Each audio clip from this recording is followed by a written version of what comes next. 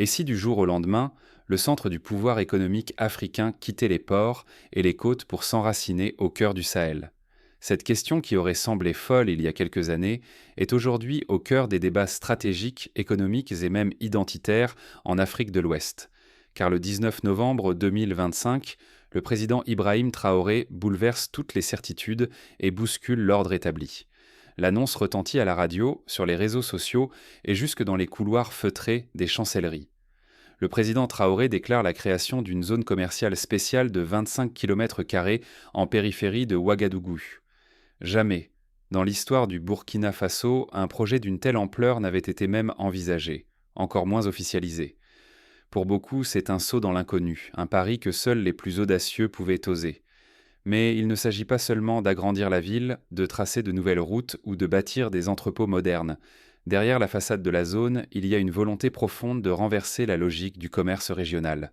Cette fois, le Burkina Faso veut renverser la vapeur. Il ne s'agit plus de courir après les investisseurs étrangers, mais de faire en sorte que le monde frappe à sa porte, que les entreprises mondiales se disputent le droit d'entrer dans ce nouveau centre né au cœur du Sahel. Son plan est à la fois simple et radical. Il veut défier les géants côtiers, Accra, Abidjan, Lomé, Lagos, en proposant les taux d'imposition les plus bas jamais vus en Afrique de l'Ouest. Il promet la création de 100 000 emplois, un chiffre qui résonne comme une promesse de renaissance pour une jeunesse souvent condamnée à l'exil ou à la précarité.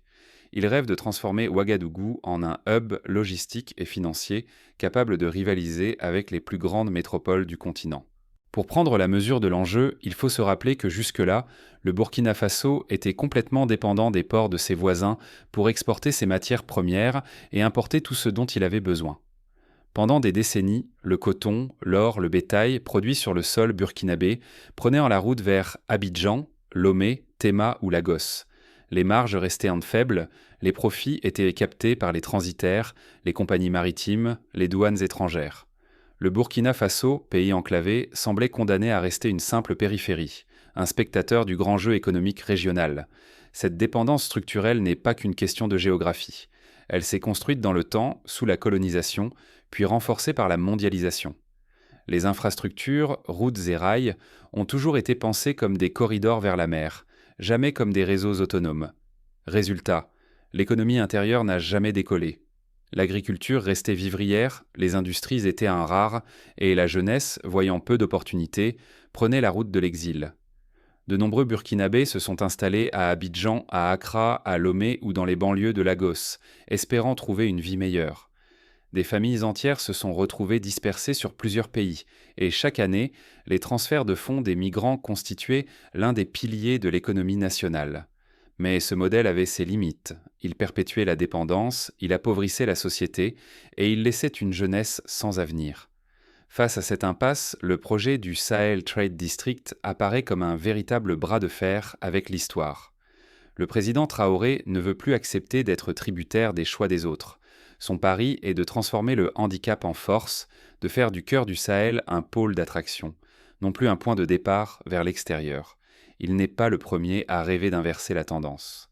On pourrait comparer cette ambition à celle de Dubaï dans les années 70 qui, malgré le désert et l'absence d'eau douce, choisit de se réinventer comme carrefour commercial et financier du Golfe. Ou encore à celle de Singapour qui, dans les années 50, était un simple port de pêche et, grâce à une politique d'ouverture et d'innovation, est devenue l'une des premières places financières du monde. Mais ici, le challenge est encore plus audacieux. Il s'agit d'un pays enclavé, sans accès direct à la mer, soumis aux aléas sécuritaires et à la rivalité de ses grands voisins côtiers. Le projet du Sahel Trade District repose sur une stratégie en rupture totale avec les pratiques habituelles. Plus de 4 milliards de dollars d'investissement sur 5 ans, intégralement portés par des partenaires africains et le secteur privé régional. Aucun financement d'aide internationale. L'idée est assez claire, garder la souveraineté, ne pas dépendre des conditions imposées de l'extérieur et s'assurer que la richesse créée reste en Afrique de l'Ouest. Le cœur de la stratégie, c'est la fiscalité. Le taux d'imposition proposé varie entre 10 et 17%, selon les secteurs, soit le plus bas de toute la sous-région. Pour les secteurs clés comme la logistique, l'agroalimentaire ou la fintech, une exonération fiscale totale pendant 5 ans est prévue. Cela signifie qu'une entreprise qui s'installe aujourd'hui dans la zone peut fonctionner sans payer d'impôts pendant toute cette période. Ce type d'incitation est rare, même à l'échelle mondiale. Ce choix s'appuie sur des exemples concrets. En Chine, la création des zones économiques spéciales à Shenzhen ou Zhuhai dans les années 80 a permis d'attirer des investissements massifs, révolutionnant l'économie d'un pays alors exsangue. À Maurice, une fiscalité attractive et un environnement réglementaire stable ont permis d'attirer des sièges de multinationales et de transformer l'île en plateforme régionale. En Afrique du Nord, Tanger Med, au Maroc, est aujourd'hui le premier port de la Méditerranée grâce à une politique d'exonération et de simplification administrative. Mais le projet burkinabé va plus loin, il ne s'agit pas seulement d'attirer des usines ou des entrepôts. Le Sahel Trade District ambitionne de devenir le premier centre financier du Sahel, avec un hub de services bancaires, une plateforme de paiement régionale et l'installation de sièges régionaux de FinTech. Ce volet est stratégique. Il vise à capter la valeur ajoutée là où elle se joue désormais, dans la finance, les services numériques et la logistique intelligente. Le plan prévoit aussi la création d'un port sec ultramoderne connecté au grand corridor d'Afrique de l'Ouest. Les camions et les trains venant du Mali, du Niger, du Ghana, du Togo pourront décharger et charger leurs marchandises à Ouagadougou, sans avoir à passer par les ports surchargés du littoral. Cela permettrait de gagner du temps, de réduire les coûts et surtout de garder une part plus grande de la valeur sur le territoire burkinabé. Dès l'annonce du projet, la réaction ne se fait pas attendre. Au Ghana, les milieux d'affaires s'inquiètent. Les entreprises craignent une envolée des coûts logistiques si les flux se détournent vers l'intérieur. Les chaînes d'approvisionnement, déjà tendues par la congestion portuaire, risquent d'être bouleversées. Au Nigeria, la presse alerte sur le risque de fuite des entreprises, qui pourraient être tentées par les taux d'imposition bien plus bas à Ouagadougou. La Côte d'Ivoire, elle, redoute la perte de son statut de hub financier régional, d'autant que plusieurs banques et fintech annoncent étudier un déménagement partiel dans la nouvelle zone. Quant au Togo, la perspective de voir le port de Lomé détrôné par un port sec au cœur du Sahel suscite de vifs débats au Parlement. Mais ce qui frappe, c'est la rapidité avec laquelle la dynamique s'enclenche. En quelques semaines, des dizaines d'entreprises d'Afrique de l'Ouest, mais aussi d'Europe et d'Asie, signent des protocoles d'accord avec les autorités burkinabées. Ce qui les séduit, la simplicité des procédures d'enregistrement, la rapidité des démarches douanières et la promesse d'un environnement d'affaires sans lourdeur administrative ni corruption endémique. Plusieurs sociétés de logistique annoncent déjà leur intention de transférer une partie de leurs opérations à Ouagadougou. Pour illustrer l'ampleur du phénomène, on peut citer l'exemple de la société logistique Transsahel, basée à Accra, qui gère le transport de marchandises entre le Ghana, le Burkina Faso et le Niger. Séduite par les avantages fiscaux, elle décide d'implanter un centre d'opération à Ouagadougou, créant à elle seule plus de 1000 emplois directs et indirects. De même, une fintech ivoirienne, Coripay, choisit de déplacer son siège régional pour bénéficier des exonérations et accéder à un marché en pleine expansion. Mais derrière les chiffres, il y a une révolution silencieuse, celle de la souveraineté financière. Pour la première fois, un pays enclavé affirme qu'il peut devenir un centre névralgique de la finance, de la logistique et de l'innovation. Il s'agit de capter non seulement les flux de marchandises, mais aussi les flux de capitaux, de données et d'idées. Pour comprendre ce changement de paradigme, il faut revenir sur l'histoire de la région. Depuis la colonisation, les grandes capitales portuaires, Abidjan, Lagos, Lomé, Accra, ont imposé leur tempo. Elles contrôlèrent les flux financiers, dictaient les règles du commerce et captaient la majeure partie de la valeur ajoutée. Les pays de l'intérieur, sans accès à la mer, restaient indépendants, marginalisés, soumis au choix des autres. Mais le Sahel Trade District veut briser ce cercle vicieux. En créant un centre de paiement transfrontalier, il ambitionne de traiter les transactions régionales sans passer par le dollar, l'euro ou le franc CFA. Les entreprises pourront payer, investir et rapatrier des fonds en toute fluidité directement entre pays voisins. Ce modèle s'inspire de l'Asie du Sud-Est, où des plateformes régionales de paiement ont permis de réduire drastiquement les coûts et d'accélérer les échanges. Prenons un exemple concret. Une entreprise nigérienne souhaite acheter du matériel agricole à une société ghanéenne. Jusqu'ici, la transaction devait passer par une banque étrangère, avec des commissions élevées et des délais parfois interminables. Désormais, grâce au centre financier du Sahel, elle pourra effectuer le paiement en monnaie locale, en quelques heures, sans intermédiaire étranger. Cela signifie plus de marge pour les deux parties, moins de fuites de capitaux et une circulation de la richesse à l'intérieur de la sous-région. Mais cette perspective dérange. En Côte d'Ivoire, l'inquiétude monte, Perdre le statut de place financière majeure serait un revers historique après des décennies de domination. Même inquiétude à Accra, où les experts observent d'un œil anxieux la montée d'un hub burkinabé qui pourrait attirer capitaux, sièges régionaux de banques et fintech. Pour les ports, le risque est réel. Si le flux logistique et monétaire bascule vers l'intérieur, les anciens centres de pouvoir pourraient perdre leur influence. Ce n'est pas la première fois qu'un bouleversement de ce type se produit dans le monde. On se souvient par exemple de la montée en puissance de Shenzhen, qui en quelques années a ravi à Hong Kong une partie de sa centralité commerciale, ou encore de Dubaï, qui a su, en misant sur la logistique et la finance, attirer des multinationales quittant les places traditionnelles d'Europe et d'Asie. Mais réussir ce pari exige une vision claire, une capacité à anticiper les résistances et surtout une mobilisation sociale sans précédent. Au lendemain de l'annonce, une vague d'enthousiasme parcourt le Burkina Faso. Les gares routières de Ouagadougou, Bobo-Dioulasso, Koudougou voient affluer des jeunes, des familles entières venus s'inscrire dans les centres de formation en comptabilité, logistique, informatique. Les écoles professionnelles affichent complet. On observe même un retour de migrants partis depuis des années à Abidjan, à Accra ou à Cotonou. Pour la première fois, de nombreux jeunes croient qu'ils peuvent réussir sans quitter leur terre natale.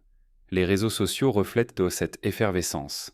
Les hashtags Babula Nouveau Sahel et Kofoudjo fier d'être burkinabé deviennent viraux.